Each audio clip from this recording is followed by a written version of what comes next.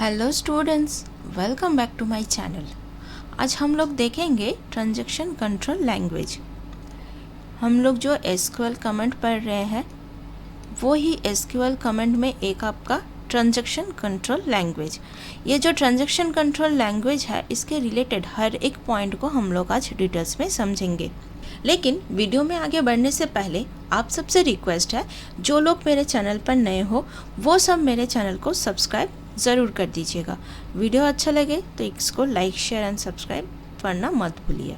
अभी चलिए देखते हैं ट्रांजैक्शन कंट्रोल लैंग्वेज क्या है। ये जो ट्रांजैक्शन कंट्रोल लैंग्वेज है इसका डेफिनेशन है, देखिए, TCL command can only use DML command insert delete and update. मतलब क्या है, ये जो SQL क्वेरी में सबसे पहले हम लोगों ने क्या देखा था, data definition language. Data definition language में हम लोग एक स्कीमा को क्रिएट कर रहे थे जिसमें रो एंड कॉलम होते हैं। स्कीमा मतलब टेबल को क्रिएट कर रहे थे। SQL में हम लोग मेनली क्वेरी के लिए यूज़ करते हैं जिसमें हम लोग कोई भी डेटा को सेव करते हैं टेबल के फॉर्म में। अभी देखिए, ये तो हमारा हो गया, टेबल क्रिएट हो गया।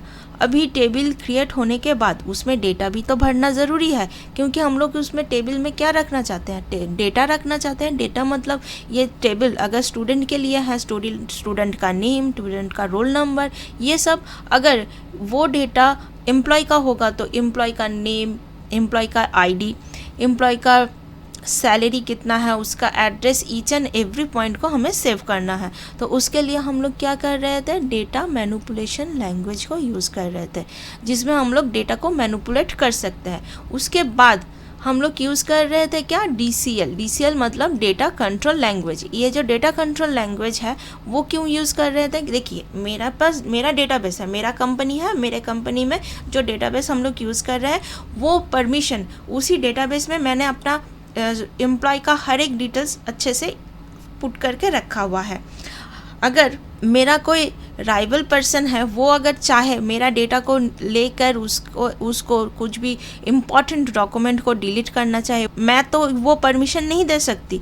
तो इसके लिए मैं डेटा कंट्रोल लैंग्वेज को यूज़ कर रही हूँ। डेटा कंट्रोल लैंग्वेज मतलब जिसमें हम लोग किसी पर्सन को ग्रांट दे रहे हैं कि मेरा डेटा को आप भी सिर्फ यूज़ करना, इंसर्ट करना, अपडेट करना, अगर कुछ भी डिलीट करना हो तो वो डिलीट कर सकते हो सिर्फ मुझे। एंड मान लीजिए मेरा जो मैनेजर है सिर्फ उनके पास ही ये परमिशन है। मैं तो अपनी कंपनी तो उसको परमिशन दे रहा हूँ। उसका मतलब क्या है, मैं उस मैनेजर को ये ग्रांट कर रहा हूँ कि आप मेरे डेटाबेस को हैंडल करो। उसके बाद क्या है, देखिए, मैं तो अपनी कंपनी को छोड़कर नहीं जाऊंगी, बट मेरा जो मैनेजर है वो तो कंपनी छोड़कर जा सकता है। तो उसको तो मैंने परमिशन दे रखा है कि आप मेरे डेटाबेस को हैंडल करो, अपडेट करो, सब कुछ करो। आपके अलावा, आपके और मेरे अलावा कोई नहीं कर सकता। बट आप जब मेरे कंपनी को छोड़कर जा रहे हो तो आपके पास से जो परमिशन मैंने दिया है वो तो हमें वापस लेना होगा। तो उसके लिए हम लोग यूज़ करते हैं रिवॉक को। वो दोनों, ग्रांट एंड रिवॉक, ये दो परमिशन हम लोग यूज़ करते हैं data query language, data control language के द्वारा। तो अभी ये सब हो गया। अभी देखिए, अभी तो हर एक जगह पर ऑनलाइन ट्रांजैक्शन हो रहा है। हर कोई ऑनलाइन पे ही सब कुछ भी अगर ख़रीदना हो, घर के लिए कुछ भी सामान लाना हो, हर ईच एंड एवरीथिंग। हम लोग अभी फूड भी ऑनलाइन के थ्रू दे रहे हैं। तो वो अभी ऑनलाइन के थ्रू जब भी हो रहा है कुछ भी, तो हमें वो सब को हम लोग क्या कर रहे हैं, ये ऑनलाइन ट्रांजैक्शन बोल रहे हैं। अभी ऑनलाइन जब कोई भी डेटा ट्रांजैक्शन हो रहा है तो साथ ही साथ मेरे डेटाबेस में भी तो चेंज होना चाहिए। तो उसके लिए हम लोग यूज़ करते हैं ट्रांजैक्शन कंट्रोल लैंग्वेज को, जो हमारा इंसर्ट डिलीट एंड अपडेट की तरह ही होता है। बट ये इंसर्ट डिलीट अपडेट जो DML कमांड में हम लोग यूज़ करते हैं वो आपका ऑटो कमिटेड लैंग्वेज है। देखिए, These operation मतलब insert, delete and update automatically committed in the database. That's why they cannot be used while creating table or dropping them. मतलब हम लोग जब भी क्रिएट एंड टेबल को एंड ड्रॉप टेबल को यूज़ कर रहे हैं तो दिस टाइम हम लोग यूज़ नहीं कर सकते। तो ये ट्रांजैक्शन कंट्रोल में क्या है, एक आपका कमिट, दूसरा है आपका रोल बैक, तीसरा है आपका सेव पॉइंट। इसको अच्छे से समझने के लिए मान लीजिए हम लोग ऑनलाइन बैंकिंग, इंटरनेट बैंकिंग को यूज़ कर रहे हैं। तो इंटरनेट बैंकिंग में एक है आपका ए पर्सन, एक दूसरा है आपका बी पर्सन। तो ए पर्सन के पास अकाउंट में 10K है और इसके पास 0 बैलेंस है। अभी ये कोई SBI का मान लीजिए और ये बैंक ऑफ इंडिया का कोई भी एक मान लीजिए बैंक में है, दोनों एक ही होना चाहिए, ऐसा कोई रूल्स नहीं है। तो अभी क्या है, ए बी को 5K सेंड करना चाहता है, ए बी को 5K सेंड करना चाहता है। ये ऑनलाइन ट्रांजैक्शन है। तो ये जब भी डेटा सेंड कर देगा और उसके बाद कमिट को यूज़ करेगा तो इसका मतलब क्या होगा, ए के पास 5K रहेगा अकाउंट में। जब भी वो अपना बैलेंस चेक करना चाहेगा देखेगा उसके पास 5K है और बी के पास 0 की जगह 5K अकाउंट बैलेंस दिखाएगा एक कमिट हो जाने के बाद। तो कमिट का मतलब यही है कि मेरा जो डेटा है वो परमानेंटली सेव कर दो मेरे डेटाबेस में। देखिए ये क्या बोल रहा है, saves all changes made during the transaction के टाइम जितना भी जो चेंजेस मैंने किया है वो सब आप परमानेंटली मेरे डेटाबेस पे सेव कर दो। ये सीधा सा मतलब है कमिट का। और इसका सिंटैक्स भी बहुत ही सिंपल है, सिर्फ आप कमिट लिख के एंटर कर दो, हो जाएगा। नेक्स्ट आता है हमारा रोल बैक। ये तो कमिट हो चुका। अभी हम लोग मान लीजिए ए पर्सन बी को ट्रांजैक्शन के टाइम कोई भी चेंज करना चाहे। मान लीजिए ए जब ये अकाउंट में ए 10K अकाउंट में बैलेंस है एंड बी के पास 0 है, मैंने पहले बताया।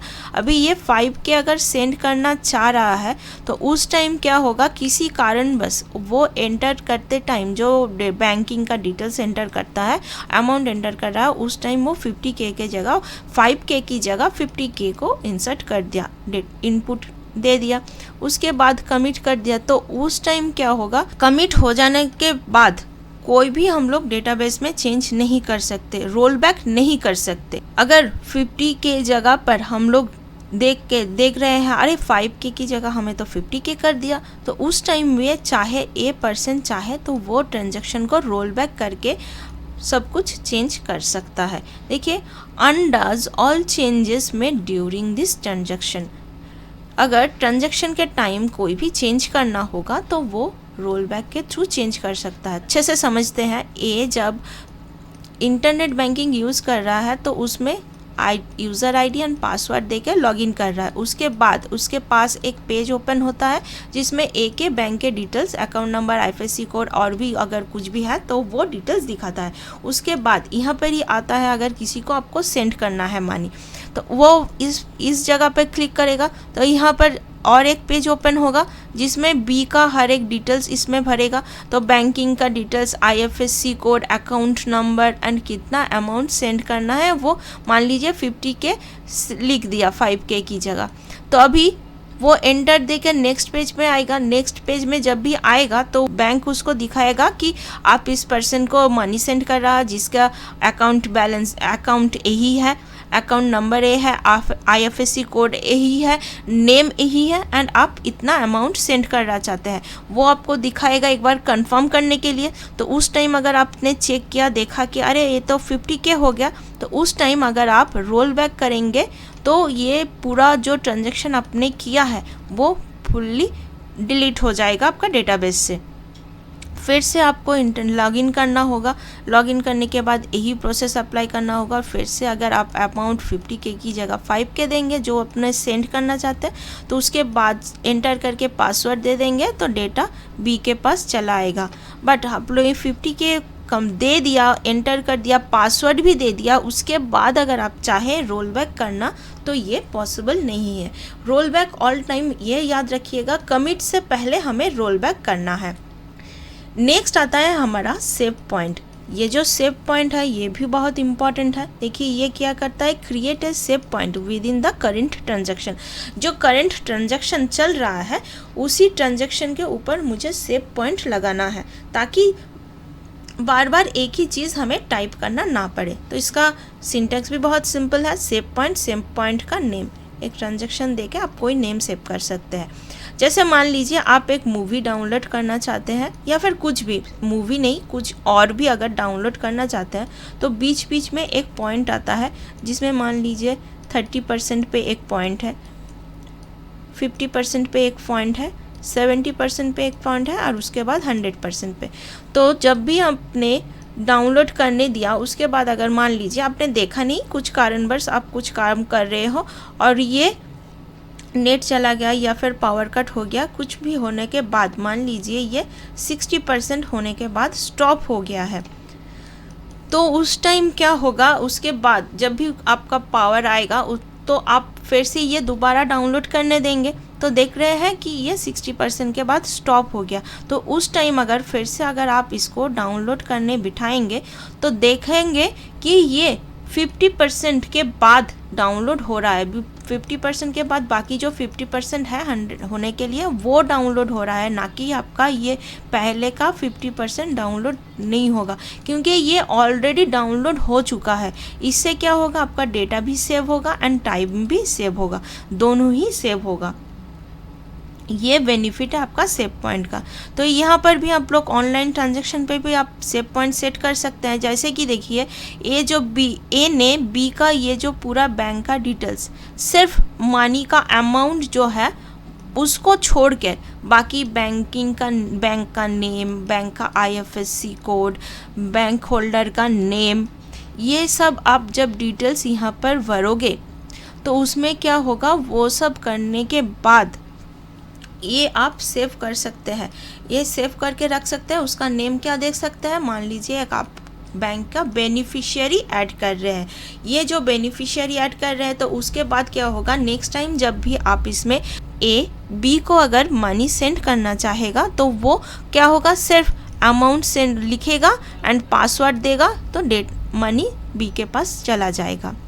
यही सिंपल सा फंडा है आपका सेव पॉइंट का। आई होप आपको ट्रांजैक्शन कंट्रोल लैंग्वेज में लैंग्वेज रिलेटेड हर एक पॉइंट अच्छे से समझ में आया। नेक्स्ट आता है हमारा data query language, DQL data query language, वो भी हम लोग देख लेते हैं।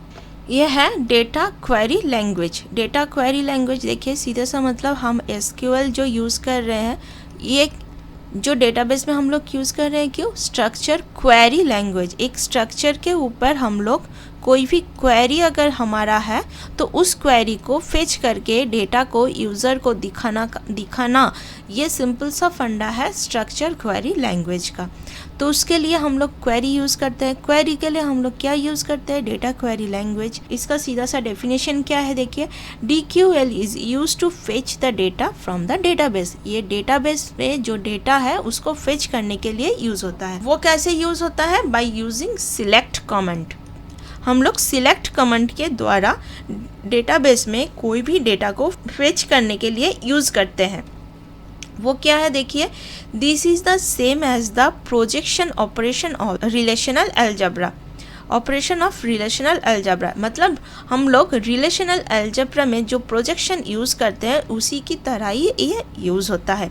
It is use to select the attribute based on the condition describe by where clause. Where clause में जो कंडीशन हम लोग लिख रहे हैं उसके ऊपर बेस करके ये डेटाबेस से डेटा को फेच करता है।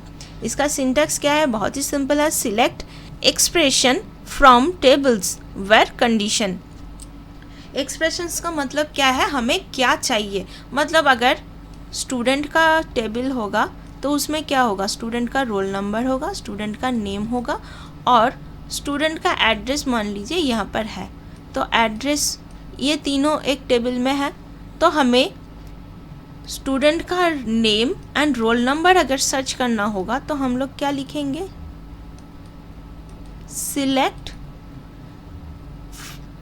उसके बाद क्या लिखेंगे, रोल नंबर एंड नेम। कहाँ से लेंगे, टेबल, कौन से टेबल से, टेबल का फ्रॉम, टेबल का नाम STU है, फॉर्म STU से लेंगे। हम लोग सिलेक्ट करेंगे roll number and name, table from table का नेम, उसके बाद वेयर क्लॉज देंगे, कंडीशन क्या रखेंगे, स्टूडेंट नेम। यहाँ पर जो हम लोग यूज़ कर रहे हैं कॉलम का नेम वही देना होगा।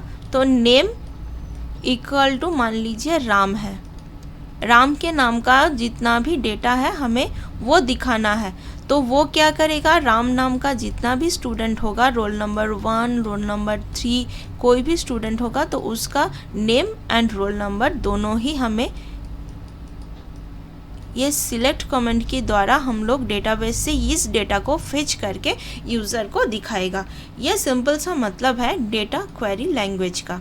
एसक्यूएल कमेंट बहुत ही इजी टॉपिक है बट बहुत ही इम्पॉर्टेंट टॉपिक है। अगर कोई भी अगर डेटाबेस के ऊपर अपना फ्यूचर बनाना चाहते हैं तो उसके लिए ये टॉपिक को बहुत अच्छे से समझना बहुत ही ज़रूरी है। आप ओरेकल के ऊपर काम कर लो, एसक्यूएल 9i के ऊपर काम कर लो, किसी भी सॉफ्टवेयर के ऊपर काम कर लो, ये सब बेसिक है। जावा स्ट्रक्चर के ऊपर काम कर लो, वो भी इम्पॉर्टेंट। तो ये सब हम लोग यूज़ कर रहे हैं, ये बहुत ही इम्पॉर्टेंट टॉपिक है। इसको बहुत अच्छे से समझाने की कोशिश की है। फिर भी अगर आपको इसके रिलेटेड कोई भी क्वेरी हो तो आप नीचे मुझे कमेंट सेक्शन में बता दीजिएगा, मैं आपको प्रॉब्लम को सॉल्व करने की पूरी कोशिश करूँगी। वीडियो अच्छा लगे तो इसको लाइक शेयर एंड सब्सक्राइब करना मत भूलिएगा। चलिए मिलते हैं नेक्स्ट वीडियो में।